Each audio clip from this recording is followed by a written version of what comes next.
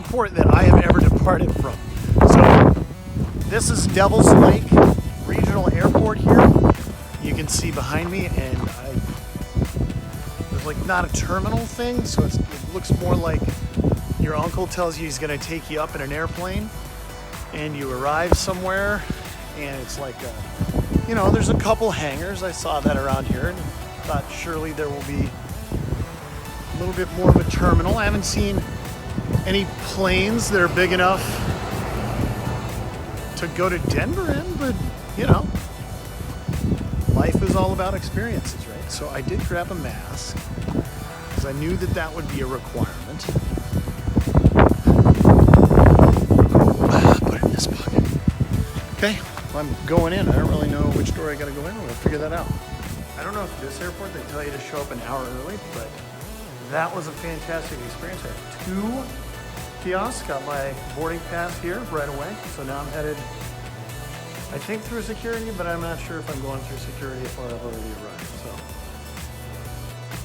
learn.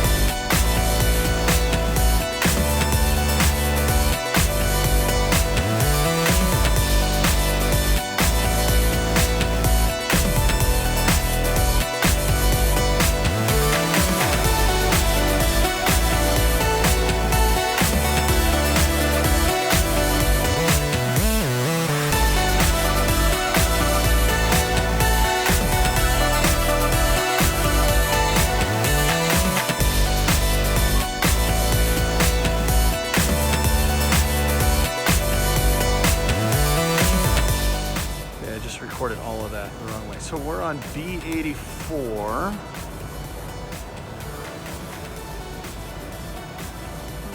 Tulsa 4304, B84 at 8:55. We just got off at B50. Yeah, if you can see back here, B55. So I think we're looking for a place to hang out for 2 hours? No, it's gotta be 3 hours, so. Looks like we're looking for B84 and then we'll go from there.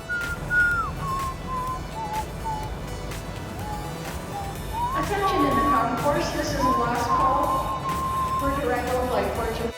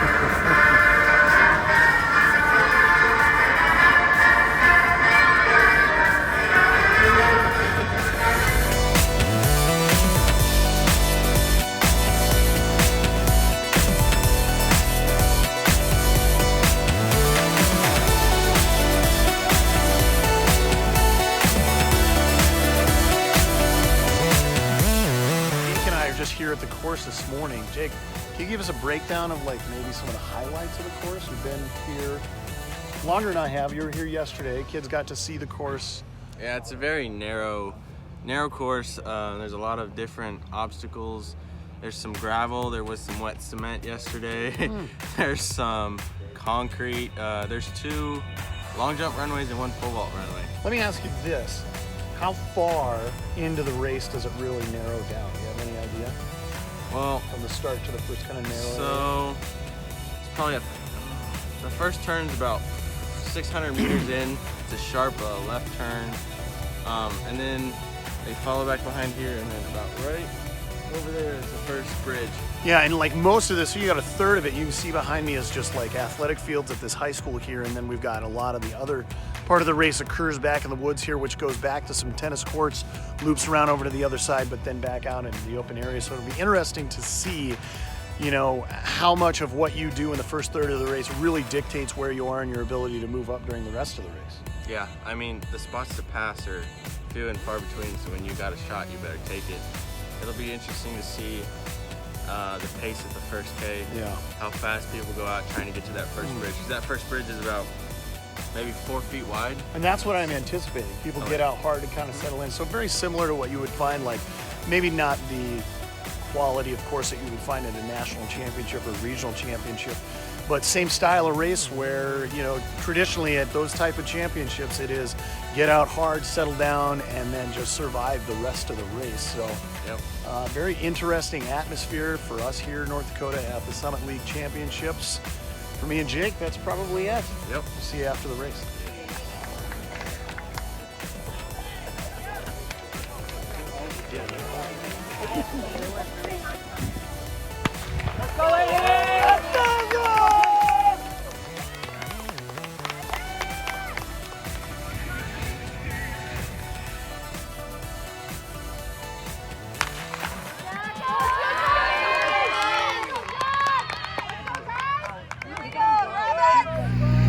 Let's go, Patrick!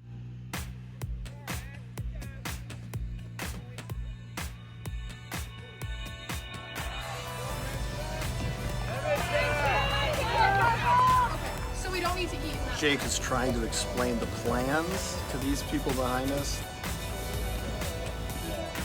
I don't know if it's a receiver error, maybe it's a delivery error. What do you think it is? Oh, that was a good sign. Thank you. Oh, we're just shooting video. Oh, gotcha. Got it. Watching everybody get off the boat. It's gonna be on the YouTube? Oh, yeah. On the YouTube. Water, Patrick? Another one? No. Water. I'll take sure. Water. I'll take one, thank you. Good. Love it. Well, I'm just headed back over to A. I'm in B right now. Just had a lovely, lively. I got talked at by somebody who doesn't believe in vaccines, so thank God I'm not doing that anymore. But it is an interesting dynamic in the world that they're. A little backstory: my brother is a microbiologist who plies his trade is in the vaccine world, or at least originally was when he was at the University of Alabama, Birmingham. Very normal stuff. And it's frustrating to me that the news outlets and politicians have taken half-truths and inflamed enough people to make people completely irrational. And keep in mind that the most important thing to remember, there's always an element of truth. But an element of truth is not truth. It's just kind of true. It's like a white lie. Or a lie, or, you know, the sin of omission where you just leave out like the important information. So it's disappointing, but anyway, going to see my friend Brian over here. Going to chit chat with him for a little bit. Then we are off to Denver, and then we're eating dinner in Denver, and then we're off to,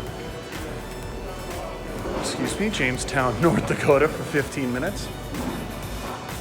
And then back through Devil's Lake, and then just a short hour and a half drive, and we're back. So logistics when you live not necessarily, you know, in a huge urban center or something like that are a little bit more difficult, but even living in Charlotte, felt like we were on the road a lot more than we needed to be. So anyway, just an update.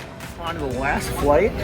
Sydney, what row are you? Oh my gosh. You saw yourself when you were that startled? I didn't know what it was. You're what? 7 what?